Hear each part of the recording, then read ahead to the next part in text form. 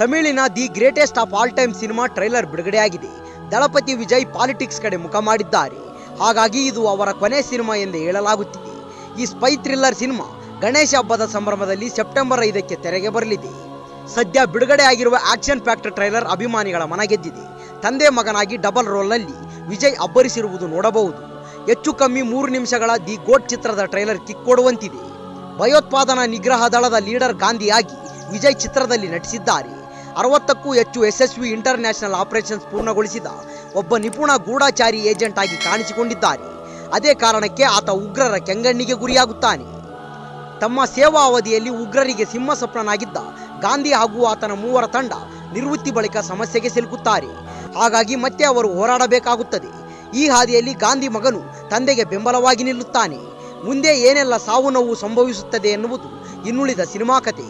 The ಗೋಟ್ ಚಿತ್ರದಲ್ಲಿ ಸ್ನೇಹ, ಪ್ರಭುದೇವ, ಪ್ರಶಾಂತ್, ಲೈಲಾ, ಜೈರಾಮ್ ಸೇರಿ ದೊಡ್ಡ ಕಲಾವಿದರ ದಂಡೇ ಇದೆ. ದಿ ಗೋಟ್ ಟ್ರೈಲರ್ ನೋಡಿದರೆ ಸಿನಿಮಾ ಬಹಳ ಅದ್ದೂರಿಯಾಗಿ ಮೂಡಿ ಬಂದಿರುವುದು ಗೊತ್ತಾಗುತ್ತಿದೆ. ಗ್ರ್ಯಾಂಡ್ ವಿಜುವಲ್ಸ್, ಭರ್ಜರಿ ಆಕ್ಷನ್ ಸೀಕ್ವೆನ್ಸ್ ಇರುವುದು ಗೊತ್ತಾಗುತ್ತಿದೆ. ಹಾಲಿವುಡ್ ಆಕ್ಷನ್ ಸಿನಿಮಾ ರೀತಿ ಭಾಸವಾಗುತ್ತದೆ. ಕೋಕಿಲ ಮೋಹನ್ ವಿಲನ್ ಆಗಿ ಅಬ್ಬರಿಸಿದ್ದಾರೆ. ಟ್ರೈಲರ್ ದಳಪತಿ ಅಭಿಮಾನಿಗಳ ಮನಗೆದ್ದಿದ್ದು ಸಿನಿಮಾ ನೋಡಬೇಕು ಎನ್ನುವ ನಿರೀಕ್ಷೆ ಮೂಡಿಸಿದೆ. ಯುವನ್ ಶಂಕರ್ ರಾಜ್ ಸಂಗೀತ, ಸಿದ್ಧಾರ್ಥ್ ನುನಿ ಛಾಯಾಗ್ರಹಣ ಚಿತ್ರಕ್ಕಿದೆ.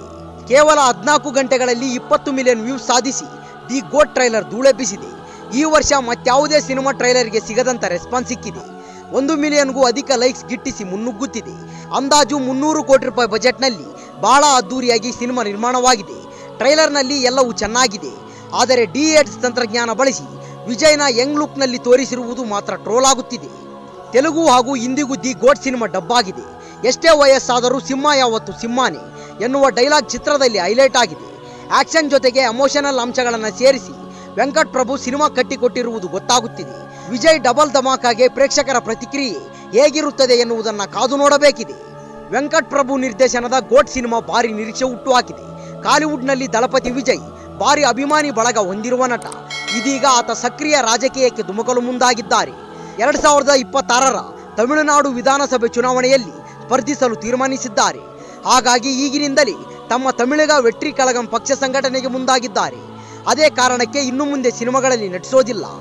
ಗೋಟ್ ಕೊನೆಯ ಸಿನಿಮಾ ಆಗಬಹುದು ಎನ್ನುವ ಚರ್ಚೆ ನಡೆಯುತ್ತಿದೆ. ಈ ವಿಡಿಯೋ ಇಷ್ಟವಾದಲ್ಲಿ ನಮ್ಮ ಚಾನಲ್ ಲೈಕ್ ಮಾಡಿ, ಶೇರ್ ಮಾಡಿ, ಸಬ್ಸ್ಕ್ರೈಬ್ ಮಾಡಿ ಅಂತ ಹೇಳ್ತಾ ಅಲ್ಲಿಯವರೆಗೂ ಟೇಕ್ ಕೇರ್, ಬಾಯ್ ಫ್ರೆಂಡ್.